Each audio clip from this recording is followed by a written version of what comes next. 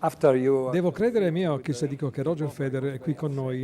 Dopo la sconfitta in finale con Del Potro, io ho avuto personalmente gli incubi, lo spettro di Del Potro veniva a bussarmi alle porte. Lei come ha dormito la notte dopo?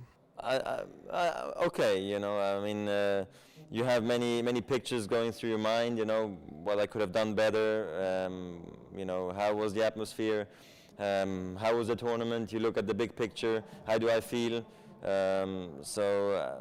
I mean, of course I was disappointed, but at the same time I had a wonderful tournament, I had a great trip to Montreal, Cincinnati, and New York. My family could join me, which was also, of course, a big bonus for me, and that's why I don't think I was that disappointed, even though I felt I should have never lost this final. But sometimes you go through matches like this and it happens, and I think Del Potro played great, and in the end he obviously deserved the victory.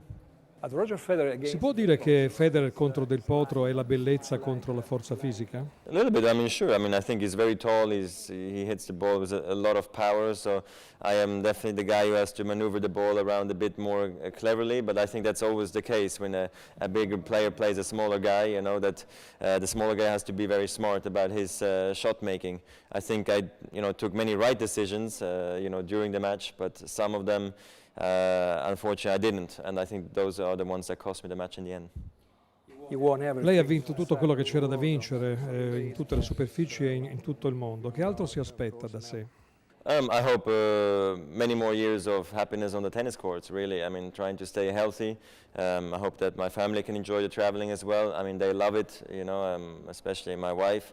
She's a great support of mine. But I'd like to just play much longer because I like being out there. I have such a strong fan base all around the world now, not just like, let's say, in Europe, in America, in Asia, in Australia. Everywhere I go, people love to see me. And for me, it's a great feeling to have, that I can travel the world and people are behind me, and I hope I can have many more years. That's really the goal, yes. Che cosa risponde a chi dice che Roger Federer, quando è sotto pressione, tende a crollare psicologicamente? It's normal sometimes, you cannot win all the time. We have a system in tennis that is very brutal. It's knockout system. You lose, you're out of the tournament. A lot of things are being written. If you don't win a few tournaments, maybe you play 5 tournaments, you don't win them all, you are in a crisis. Somebody else wins a tournament, he's the next superstar. Things in tennis move very, very quickly. So I've been able to stick around at the very top for over 6 years now, or 7. So I'm very happy with my career, with my life, and it's normal that you lose sometimes, but I've won many more times than I thought I did. So of course I'm very proud of all my efforts.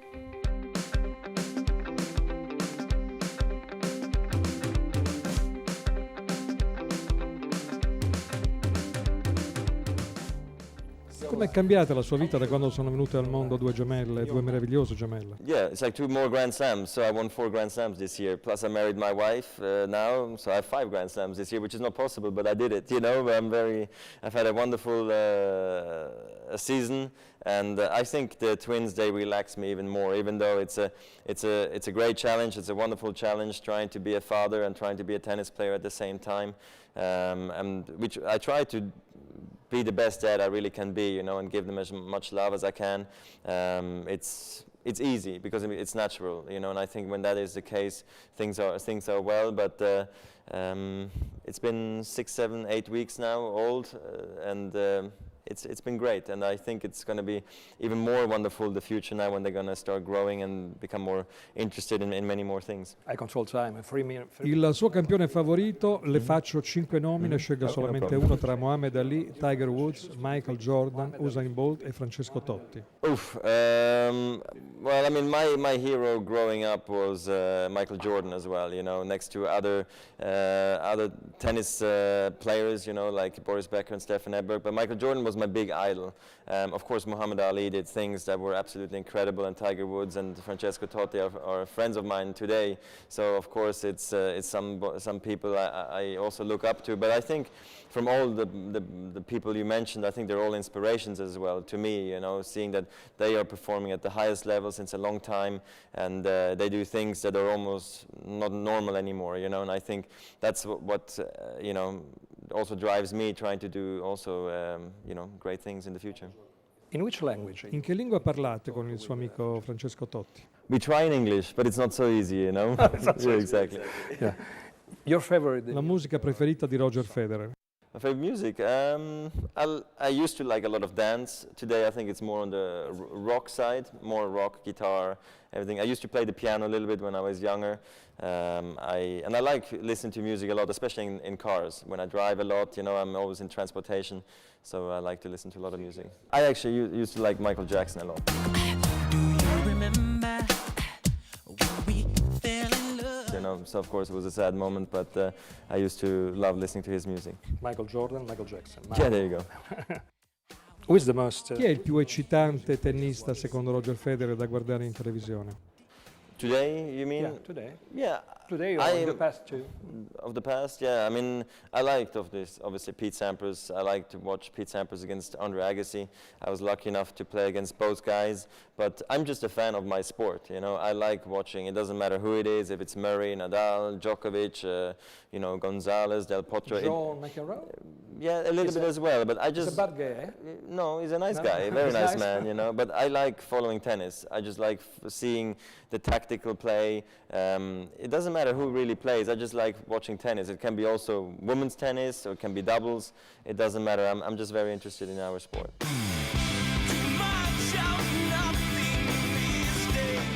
Do you know David Foster? Prima di uccidersi, David Foster Wallace scrisse di lei: Roger Federer è un'esperienza religiosa.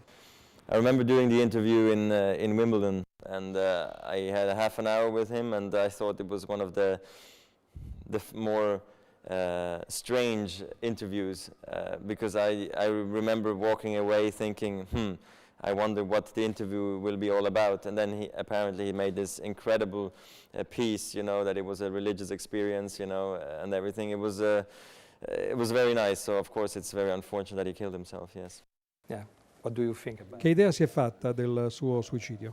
Well, I hope it wasn't because of me. I'm sure it's not. But you know, sometimes people who are very artistic, you know, they have a lot of ideas, you know, and unfortunately sometimes some are not always the smart ones, but it doesn't matter. They're all wonderful people, you know, and he wrote a great piece about me, and I think thanks to them the world is a much better place today because they have many great ideas, not just only him. Are you? È religioso Roger Federer? Not too much. I don't go to church very often, unfortunately. Time doesn't allow me because You believe that? Crede all'esistenza di una vita al di là della vita? I don't know, 50-50. 50-50, yes. That's what I mean with a little bit religious. Complicated. Quanto è complicato essere Roger Federer? Is it difficult? Not so difficult. I think we tennis players or myself, I'm very flexible, very open for different cultures, religions, continents, people. I love, you know, meeting all sorts of different new people around the world, and I love the traveling. So from that side, if you don't like that, then it's very difficult to be Roger Federer. But if you like the traveling, if you like it's very easy, I think, you know. And tennis is very healthy, so I think it's not too difficult to be me, really. Have you any Le fear? paure e le fobie di Roger Federer? Yes, I'm scared of roller coasters, scared of skydiving. I don't need the rush of adrenaline like this. And sure, I'm scared of whatever, spiders and snakes and stuff, but they're not living in my living room, so it's okay. If I want to go see them in the bush in Africa, I can do that, but I choose not to do that sometimes. The beauty Che of cosa your insegna il tennis al di là del tennis? Well, I mean, I try to be a role model, you know, for kids growing up, that I can inspire them to also do sports, because I think it's very healthy. If you choose tennis, even better, because I think it's a great sport. It's a great learning tool as an education, I think, you know, because we have a lot of respect to the opponent. You go into the match, okay, you want to win, you try everything, but within the rules, and at the end, you shake hands and you can go for a drink after. And I think that's the beauty of tennis, and I try to live it as good as I can, you know. I think it's something that's important for the future, because I think sports today has become very professional, not just tennis, but there's so much money involved that sometimes it gets forgotten that what actually brought us there, you know, that we should be thankful to the generation before us, you know, who did so many great things, that today we do have a lot of people following the stadium, you know, filling up the stadiums or following us play tennis. And I think sometimes that gets a little bit forgotten. So I hope with my attitude I can sort of bring those kind of things back, that we do remember who to thank for. What do you think about La piaga del doping nel tennis e nello sport in generale.